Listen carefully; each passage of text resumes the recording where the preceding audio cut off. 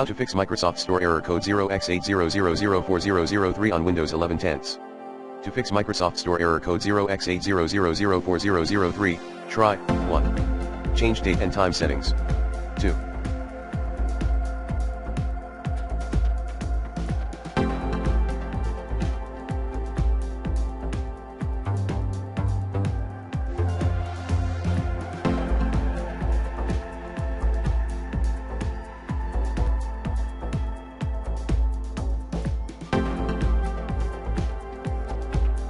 Restore original region.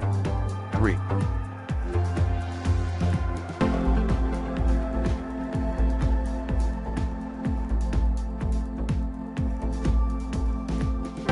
Run Windows Store Apps Troubleshooter. 4.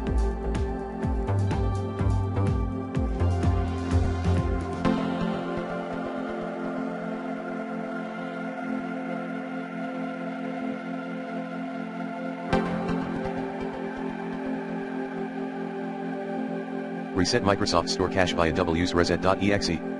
5. Enable Power Optimized, recommended, option in background apps permission. 6.